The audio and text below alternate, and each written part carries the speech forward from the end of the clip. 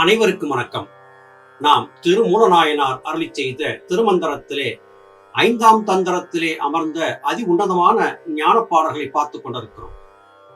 கடந்த பதிவிலே ஆசை அற்றுப்போக வேண்டும், புலன்கள் வழியாக பார்க்கக்கூடிய இந்த உலகத்தையும் கூட ஆனந்தமயமான காட்சிகளை காணும்படியாக மாற்றிக்கொண்டு விட முடியும் என்று திருமூலர் சொன்ன கருத்துக்களை பார்த்தோம். ஞானியருடைய சன்னிதானங்களிலே அவர்களை அடுத்திருக்க வேண்டும், அவர்கள் சொல்வார்த்தை மீறாமல் வாழ்ந்து பழக வேண்டும், மனதை பக்குவப்படுத்தி சிவனாகிய சிவனோடு சேர்க்க வேண்டும் என்கிற கருத்துக்களை பார்த்தோம். இன்றைய பதிவிலும் மேலும் அதி உன்னதமான ஞான கருத்துக்களை பார்க்க இருக்கிறோம். இருள் நீக்கி எண்ணில் பிறவி கடத்தி அருள் நீங்கா வண்ணமே ஆதி அருளும் மருள் நீங்கா வானவர் போனடும் கூடி பொருள் நீங்கா இன்பம் புலம் பயில்தானே. இருள் என்பது நமக்கு மயக்கத்தை தரக்கூடிய மாயை. இருள் மருள் என்று சொல்லப்பட்டவை எல்லாமே கர்மவினைகளை தீர்ப்பதற்காக இந்த உடல் கொண்டு பிறந்திருக்கும் நாம் மனமயக்கம் கொண்டு உலக வழக்கிலே உலகியலாளர்களோடு சேர்ந்திருந்து உலக மாயையிலே சிக்கி இருக்கிறோமே, அந்த நிலைதான். அந்த நிலைக்குத்தான் இருள் என்றும் மருள் என்றும் பெயர். இருள் என்று சொன்னால் வெளிச்சம் இல்லாத நிலை என்றாகும். மருள் என்று சொன்னால் இருளை கண்டு நமக்கு ஏற்படக்கூடிய அச்சம், பயம் என்றாகும். இருளை பார்த்து பயப்படக்கூடிய நிலை எல்லோரிடத்திலும் இருக்கிறது.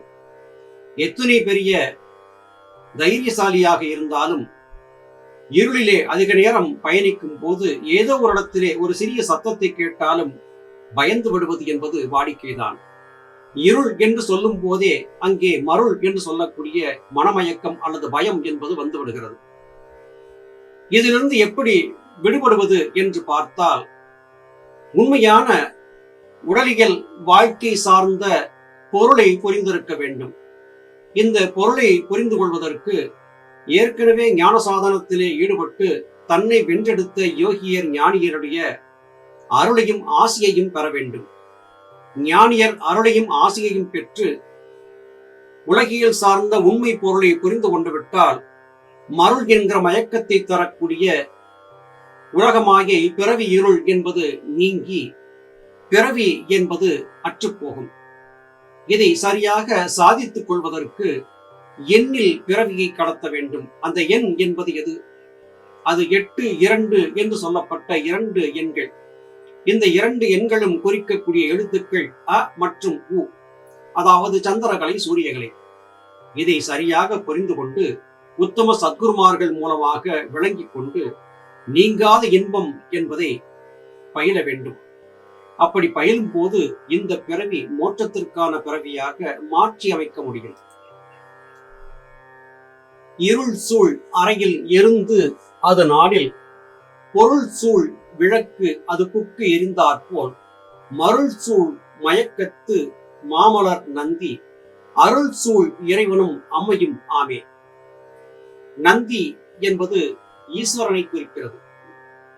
ஈஸ்வரன் என்று சொன்னால் அவர் ஒருவர் அல்ல, அவருக்குள்ளே 2 உருவங்கள் இருக்கின்றன. இறைவன், இறைவி, சிவன், பார்வதி, அம்மை, அப்பன் என்கிற 2 தத்துவங்கள் அந்த ஒன்றிலே இருக்கின்றன. பார்ப்பதற்கு ஒன்றாக காணப்பட்டாலும் கூட ஈஸ்வரன் 2 நிலைகளாக இருக்கிறார்.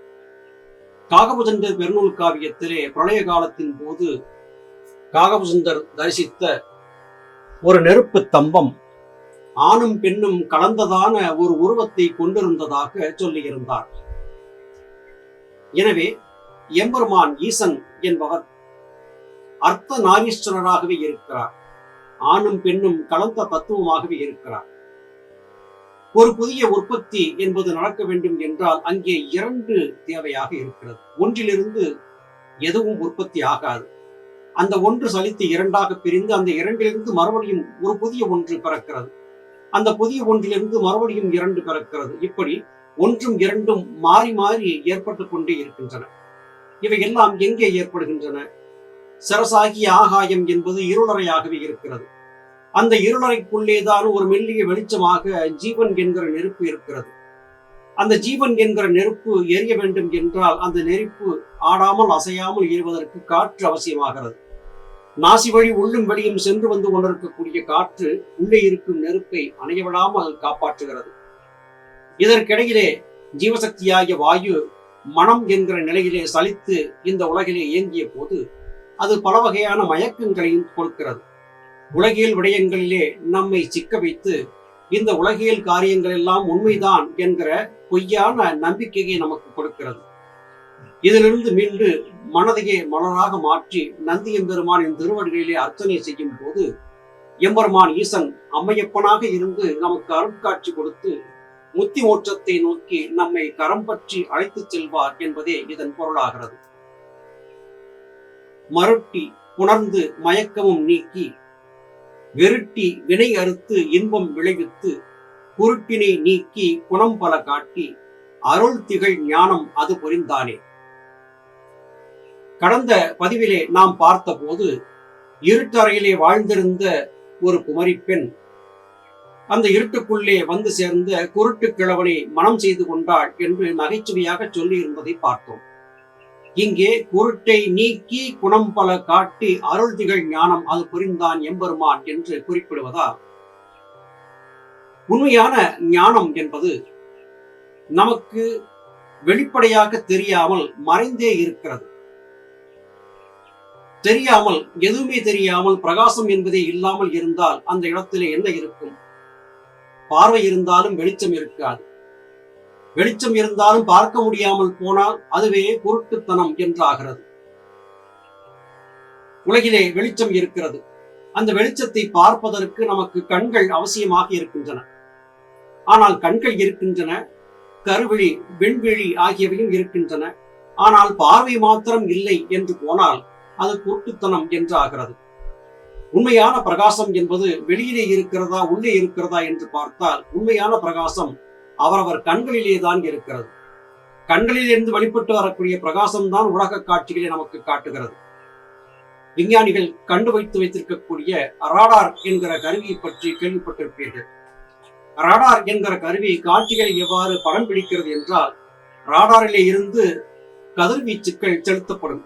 அந்த கதிர்வீச்சுக்கள் செல்லக்கூடிய தூரத்திலே அதிலே தென்படக்கூடிய பொருட்களிலே இருந்து ரடார் தான் அனுப்பிய கதிர்வீச்சை திரும்ப பெறுகிறது. அப்படி ரடாரினுடைய கதிர்வீச்சிலே எந்த ஒரு பொருள் பட்டு பிரதிபலிக்கிறதோ அந்த பிரதிபலிப்பு ரடாரின் திரையிலே காட்சியாக விரிகிறது. இதுதான் விஞ்ஞானத்திலே நாம் கண்டறிந்திருப்பது. அதுபோல நம்முடைய கண்கள் ரடாராக செயல்பட்டு கண்களிலிருந்து பிரகாசத்தை வெளியே வீசுகின்றன. வெளியே வீசப்படக்கூடிய அந்த பிரகாசத்திலே எதிர்பார்க்கக்கூடிய எல்லா காட்சிகளும் தலைக்குள்ளே வந்து இது இன்ன பொருள் என்று நமக்கு புரிய வைக்கிறது. இப்படித்தான் நடந்து கொண்டிருக்கிறது. அப்படி என்றால் உண்மையான குருட்டுத்தனம் என்பது எது? உள்ளே இருந்து பிரகாசம் வெளியே வரவில்லை என்றால் அது குருட்டுத்தனம் என்றாகிறது. சரி, வெளியே வந்தாலும் எது உண்மை எது பொய் என்பதை பகுத்தறியக்கூடிய பக்குவம் இல்லாது போகும்போது அது எந்த வகையிலுமே நமக்கு ஞானத்தை தரக்கூடியதாக இல்லாத ஆகிவிடுகிறது. ஜீவசக்தியாகிய வாயு என்பது ஒரு பெண்ணாக குமரியாக இருக்கிறது. அந்த குமரியை நாம் மருட்டி உணர்ந்து மயக்கத்தை நீக்கி பழக்க வேண்டும். மனதோடு பேச வேண்டும். மனதை வலுக்கட்டாயமாக குருட்டு கிழவனாகிய ஜீவனோடு கொண்டு போய் சேர்த்து இணை சேர பழக்க வேண்டும். இது கேட்பதற்கு சற்று விகாரமாக இருந்தாலும் கூட எளிமையாக புரிய வைப்பதென்றால், உலகியல் சார்ந்திருக்கக்கூடிய மனத்தை ஜீவனோடு சேர்க்கக்கூடிய அந்த காரியத்தை செய்ய வேண்டும். அதை மருட்டியோ வெருட்டியோ அதட்டியோ மிரட்டியோ எப்படியாவது மனத்தை பக்குவப்படுத்தி சீவனோடு சேர்த்து வைத்து விட வேண்டும். அவன் குருட்டு கிழவன் என்று முரட்டுத்தனமாக பிடிவாதம் பிடிக்கத்தான் செய்யும் மனம். ஆன போதும் கூட அதற்கு அறிவுரைகளை சொல்லி உள்ளே கொண்டு போய் சீவனோடு சேர்த்து வைக்க பழக வேண்டும். அப்படி செய்து பழகிவிட்டால் அருள் திகழ் ஞானம் என்பதை எம்பெருமான் ஈசன் நமக்கு முழுமையாக காட்டிக் கொடுப்பார். கன்னித்துறை படிந்து ஆடிய ஆடவர் கன்னித்துறை படிந்து ஆடும் கருத்திலர். கன்னித்துறை படிந்து ஆடும் கருத்துண்டேல் பின்னை பிறவி பிரிதில்லை தானே. ஆடவருக்கு கன்னியர் மீது ஒரு கவர்ச்சி இருக்கிறது. அந்த பெண்களிடத்திலே சென்று தங்களுடைய இச்சையை தீர்த்துக் கொள்வதற்காக ஆடாத ஆட்டமெல்லாம் ஆடுகிறார்கள். கருத்திழந்து அவர்களிடத்திலே சென்று கரம் கூப்பி நின்று தங்கள் காம வேட்கையை தணிக்கும்படியாக வேண்டுகிறார்கள். சில வேளைகளிலே அதனடியாக அவர்களை வலுக்கட்டாயப்படுத்தி புணரவும் புணர்கிறார்கள். இது எல்லாம் உலகியல் சார்ந்தது. இங்கே ஆடவர் என்று திருமூலர் குறிப்பிடுவது அறிவு என்கிற சித் என்கிற மனத்தின் ஒரு பிரிவை. அறிவாகிய மனமாக இருக்கக்கூடிய பெண்ணை அடக்கி ஆண்டு ஆனந்தத்தை அனுபவித்து பழக வேண்டும். இதை சரியாக செய்யக்கூடிய கருத்தை புரிந்திருக்காதவர்கள்தான் உலக மயக்கத்திலே தன்னை தொலைத்து விடுகிறார்கள். உண்மையான ஆனந்தம் எது என்று கேட்டால், அறிவை கொண்டு மனத்திற்கு அறிவுரைகள் சொல்லி, புத்திமதிகள் சொல்லி, மனத்தை பக்குவப்படுத்தி, உன்னுடைய நிலை இது அல்ல, நீ கர்மவினைகளை தொலைப்பதற்காக சலித்து உலகியலிலே கலந்திருக்கிறாய், உன்னுடைய உண்மையான இருப்பிடம் என்பது சிவனுடைய சன்னிதானம் தான், வா, உன்னை எம்பெருமான் ஈஸ்வரிடத்திலே அழைத்துச் செல்லுகிறேன் என்ற அறிவுரை சொல்லி மனதை மெல்ல மெல்ல பக்குவப்படுத்தி அழைத்துச் சென்று சீவனோடு சேர்க்க வேண்டும். இதை சரியாக செய்தால் உங்களுடைய ஆடும் கருத்து சரியானது என்று பொருள். அதற்கு பிறகு வேறு பிறவிகள் ஏதுமே இல்லாத ஆகிவிடுகின்றன. இது ஏற்படாத வரையிலும் மறுபடியும் மனம் சீவனை விட்டு நீங்கி வெளியே வருவதும், சலித்திருப்பதும், உடலெடுப்பதும், மறுபடியும் செல்வதும், சேருவதும், பிரிவும் சேர்க்கையும் மாறி மாறி ஏற்பட்டுக் கொண்டே இருக்கும். பிறவிகளும் தொடர்ந்து கொண்டேதான் இருக்கும். செய்யன், கரியன், வெளியன், நல் பச்சையன், எய்த உணர்ந்தவர் எய்வர் இறைவனை மைவென்ற அகன்ற பகடுபுரி போர்த்த வெங்கையன் இவன் என்று காதல் செய்வீரே. எம்பெருமான் ஈசனை யானையின் தோலை உரித்து ஆடையாக தரித்தவன் என்று சொல்லுவார்கள். கரி என்றால் யானை.